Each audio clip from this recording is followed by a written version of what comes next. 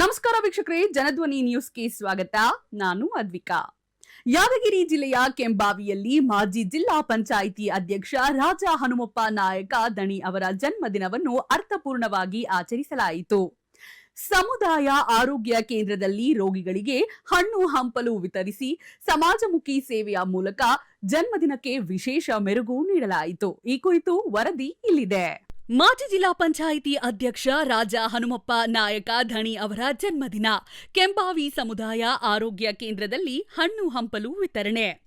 ಕೆಂಬಾವಿಯ ಮಾಜಿ ಜಿಲ್ಲಾ ಪಂಚಾಯಿತಿ ಅಧ್ಯಕ್ಷರಾದ ಶ್ರೀ ರಾಜ ಹನುಮಪ್ಪ ನಾಯಕ ದಣಿರವರ ಜನ್ಮದಿನದ ಪ್ರಯುಕ್ತ ಸಂಘಟನೆ ಜಿಲ್ಲಾಧ್ಯಕ್ಷ ವಿಶ್ವಾರಾಧ್ಯ ದಿಮ್ಮೇರವರ ಆದೇಶದೊಂದಿಗೆ ಗುರುರಾಜ ಅಂಗಡಿಯವರ ನೇತೃತ್ವದಲ್ಲಿ ಕೆಂಬಾವಿಯ ಸಮುದಾಯ ಆರೋಗ್ಯ ಕೇಂದ್ರದಲ್ಲಿ ರೋಗಿಗಳಿಗೆ ಹಣ್ಣು ಹಂಪಲು ವಿತರಿಸುವ ಕಾರ್ಯಕ್ರಮವನ್ನು ಹಮ್ಮಿಕೊಳ್ಳಲಾಯಿತು.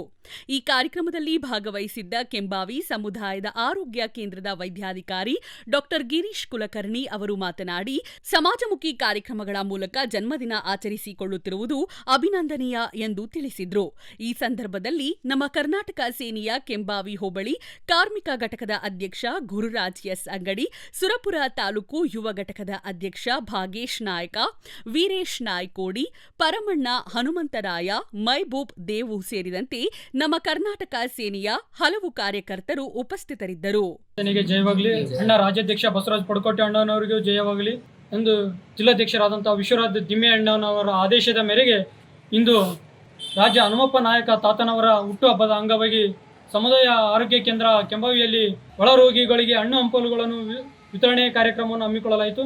ಇವತ್ತು ಏನು ನಮ್ಮ ಕಾರ್ಮಿಕ ಘಟಕ ಮತ್ತು ಸುರಪುರ ತಾಲೂಕು ಯುವ ಘಟಕದ ವತಿಯಿಂದ ಈ ಹಣ್ಣು ಹಂಪಲು ವಿತರಣೆ ಕಾರ್ಯಕ್ರಮವನ್ನು ಮುಂದಿನ ದಿನಗಳಲ್ಲಿ ಇನ್ನೂ ಅನೇಕ ಕಾರ್ಯಕ್ರಮಗಳನ್ನು ಮಾಡುತ್ತೇವೆ. ನಮ್ಮ ಕರ್ನಾಟಕ ಸೇನೆಗೆ ಜಯವಾಗಲಿ. ಭಾಗೇಶ್ ನಾಯಕ್, ಸುರಪುರ ತಾಲೂಕು ಯುವ ಘಟಕದ ಅಧ್ಯಕ್ಷರು, ನಮ್ಮ ಕರ್ನಾಟಕ ಸೇನೆ. ರಾಜ್ಯ ಹನುಮಪ್ಪ ನಾಯಕ್ ತಾತಣಿ ಅವರ ಹುಟ್ಟುಹಬ್ಬದ ಅಂಗವಾಗಿ ಹೋಬಳಿ ಕೆಂಬಾವಿ ಹಾಸ್ಪಿಟಲ್ನಲ್ಲಿ ರೋಗಿಗಳಿಗೆ ಹಣ್ಣು ಮತ್ತು ಹಂಪಲು ಹಂಚಲಾಯಿತು. ಇನ್ನು ಎಲ್ಲ ನಾವು ಬಡತನದ ರೀತಿಯಲ್ಲಿ ರಾಜ್ಯ ಹನುಮಪ್ಪ ನಾಯಕರ ಹುಟ್ಟುಹಬ್ಬದ ಅಂಗವಾಗಿ ನಮ್ಮ ಕೈಲ ಅಷ್ಟು ಮಾತಾಡಿ ಸ್ವೀಕರಿಸ್ತೇವೆ. ಇದಾಗಿತ್ತು ಇವತ್ತಿನ ಜನಧ್ವನಿ ನ್ಯೂಸ್. ನಮಸ್ತೆ.